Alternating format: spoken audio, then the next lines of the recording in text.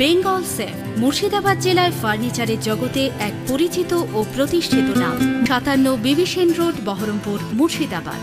মুর্শিদাবাদের রেজিনগরে চাষিদের পাশে দাঁড়ালেন অধীর চৌধুরী। সোমবার 11:30 নাগাদ রেজিনগরের শিল্প তালুকে দিল্লি ও কলকাতা জুট কর্পোরেশনের আধিকারিকদের নিয়ে বৈঠক করেন Adhir Chowdhury.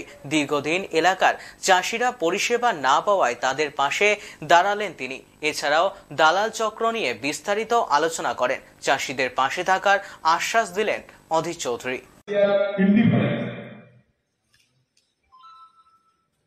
Has been got the due priority of what countries.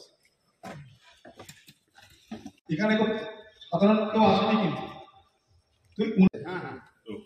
একটা জিনিস আমি আপনাদেরকে বলছি, और जैसे हमारे यहाँ का नेताजी পাবলিক অ্যাকাউন্টস কমিটির পক্ষ থেকে এটা স্টাডি ভিজিট করছি।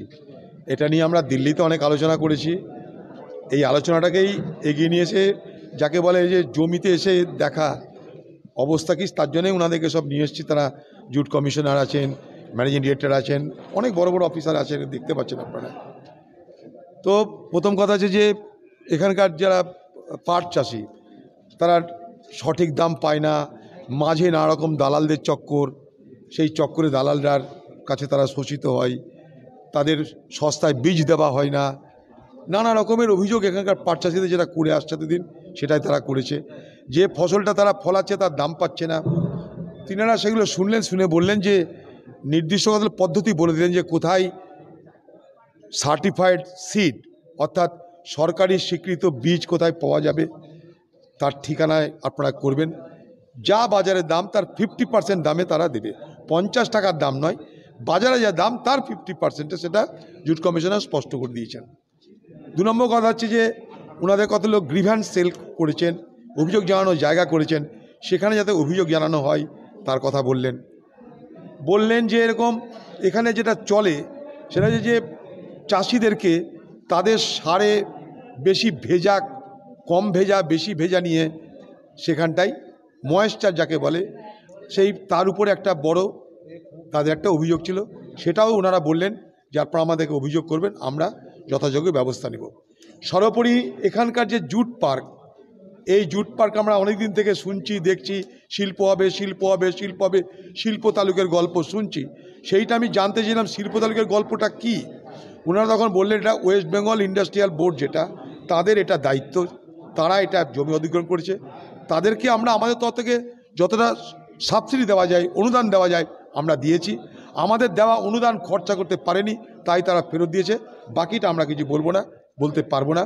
রাজ্যের সরকারের এই জুট পার্ক দেখে তারাও অবাক হলেন, আমিও অবাক হলাম। আমি এর মধ্যে ঢুকিও নি। বলে জুট পার্ক যে জঙ্গলের পার্কে রূপান্তরিত হয়েছে, সাপখোপ ব্যাঙের পার্কে রূপান্তরিত হয়েছে, সেটা এখানে যে দেখলাম। এর আগে এখানকার মানুষ বলতো আমাকে, দাদা একদিন জুট পার্কে যাবেন, দেখবেন জুট পার্ক না, ওটা হচ্ছে ঝুট পার্ক। তো এইটা যে তাই হয়ে গেছে সেটা আমি নিজের চোখে দেখলাম। শ্যামনগর যাব, তারপরে মামতলা যাব, কালীতলা যাব, দৌলতাবাদ যাব, তারপরে আমরা বহরমপুরে সবাইকে নিয়ে মিটিংয়ে বসবো। এটা সরকারি ট্যুর, একটা পাবলিক অ্যাকাউন্টস কমিটির ট্যুর এটা। বেঙ্গল সেফ মুর্শিদাবাদ জেলায় ফার্নিচারের জগতে এক পরিচিত ও প্রতিষ্ঠিত নাম।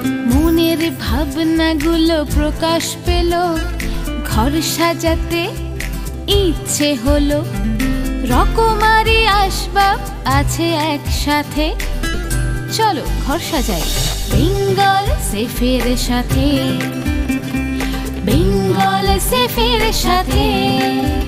বেঙ্গল সেফ 57 বিবি সেন রোড, বহরমপুর, মুর্শিদাবাদ।